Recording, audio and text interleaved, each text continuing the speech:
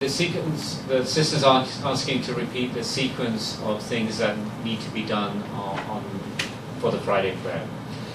Let me start in the morning. So you wake up, you make ghusl, you have a full bath, you wear clean clothes, clean set of clothes. If you're a male, you put some perfume on. You make wudu, leave from home with wudu, leave nice and early to go to the masjid. Arrive at the masjid nice and early. You pray 2 rakat sunnatul tahiyyatul masjid, which is the prayer of greeting the masjid, and then you sit down. If you have time on your hands, be engaged in zikr, in the remembrance of Allah, be engaged in the recitation of the Quran.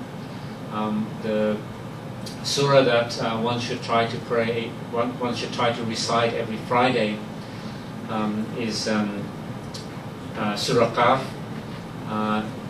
This is something that we are encouraged to read every Friday. So if you have time, try to read that every Friday.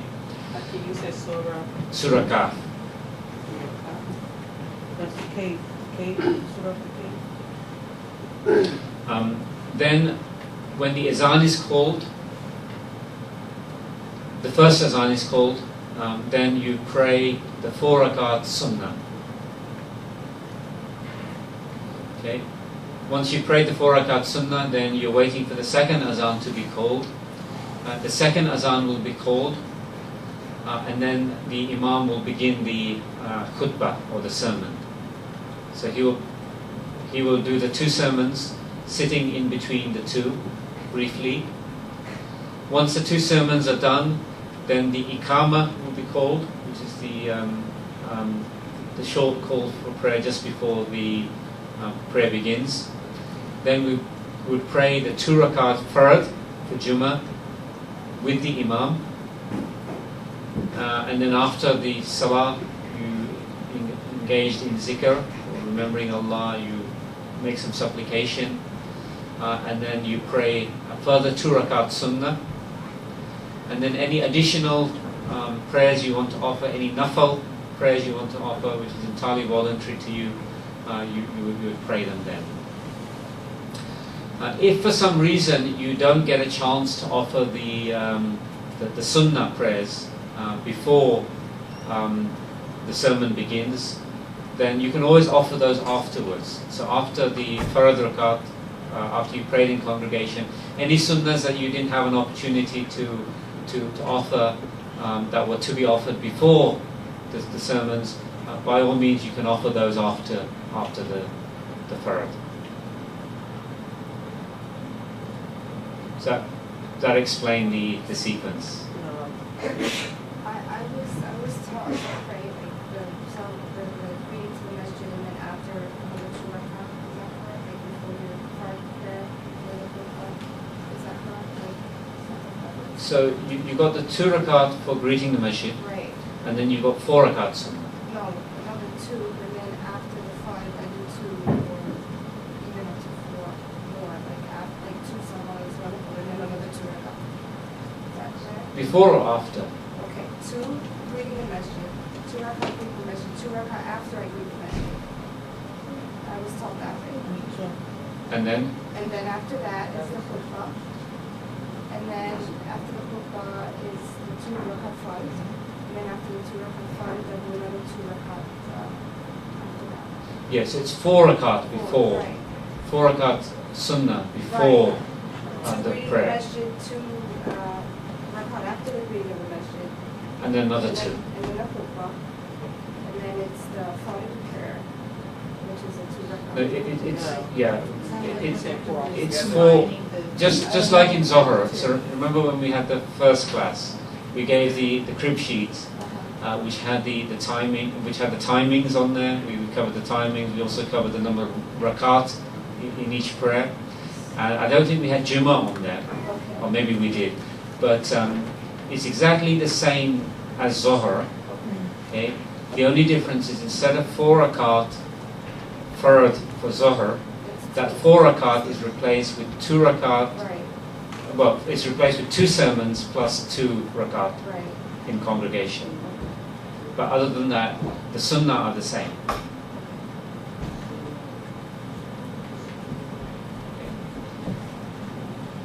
Now, this hadith about how you should sit in the masjid, can you demonstrate? Is it sitting on your Sitting with your legs up and raising your legs. Well, Sagir, can you help with this one? Repeat the question, please. The question is regarding the hadith on sitting. It's the sixth hadith on the handout. We demonstrate how not to sit. Okay.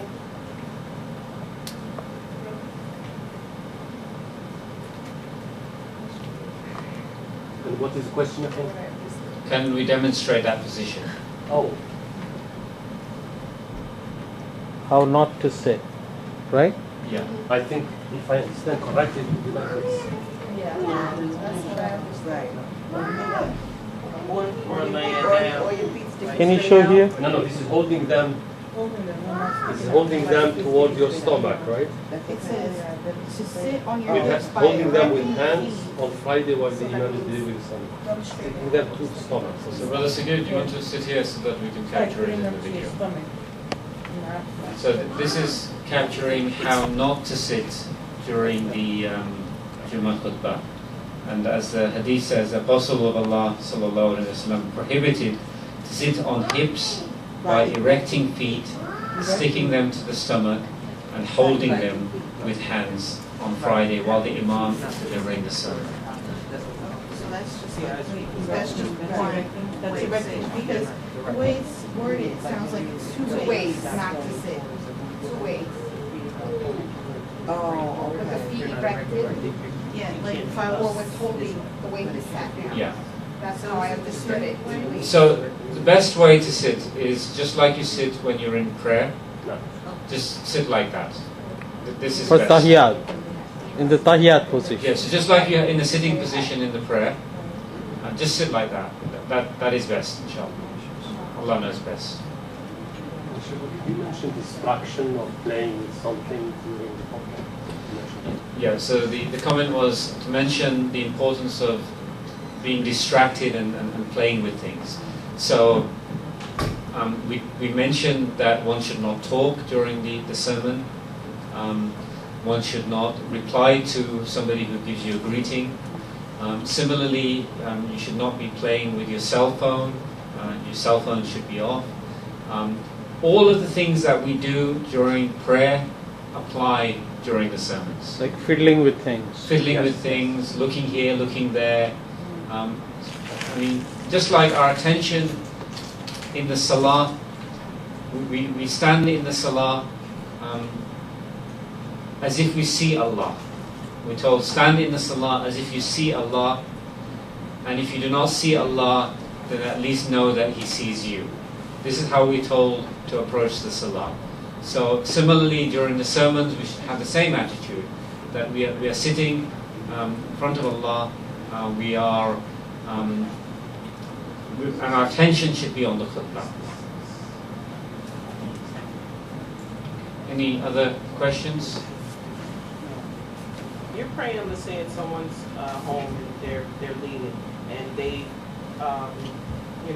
let's say do it sort of wrong, or it's supposed to be done out loud, and they started off silent because they miscounted. If no one catches that, as the woman, can you do like this, or do something to bring to the attention, or you finish it off? So so the sister's asking, if a mistake is made during the prayer and nobody else spots it, what should a sister do in terms of alerting the imam about the mistake? That's really the question. So Yeah, I wasn't saying like at the masjid, 'cause I know normally one of the brothers would catch it, but I'm saying like if you're at someone's home and you're praying in respect of prayer came in, you can do it. yeah, so the etiquette is that if it's a man, then how he should alert the imam is he should say Subhanallah. Okay? And if it's a woman, what she should do is just tap like that. Okay? She shouldn't. It's not a clap like that. It's like that. Okay? And that's how she should alert the imam. If the imam does not hear her clap, then depending on the nature of the mistake, the prayer might need to be repeated. One last question. Dhikr is not mandatory, but it's sunnah. Like, because I know that some people do it and some people don't. Zikr. Dhikr, like Yeah. So zikr is not a mandatory part of the prayer. I mean, it's not one of the requirements to make the prayer valid. So the question is zikr or an obligation?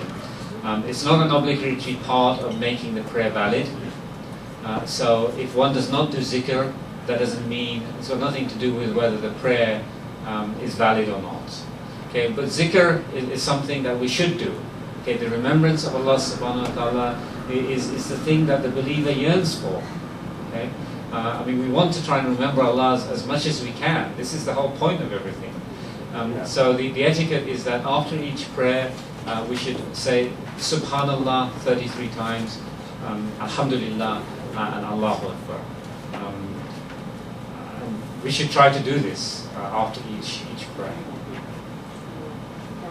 But if you don't do it, it doesn't mean that the prayer will not be valid.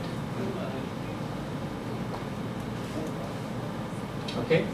So with that we'll conclude, inshallah. Subhanaka Allahumma wa bihamdik, ashhadu an la ilaha illa ant, astaghfiruka wa atubu ilayk. A'udhu billahi minash shaitanir rajim. Bismillahir rahmanir rahim. Wal asr. Innal insana lafi khusr. إلا الذين آمنوا وعملوا الصالحات وتواصوا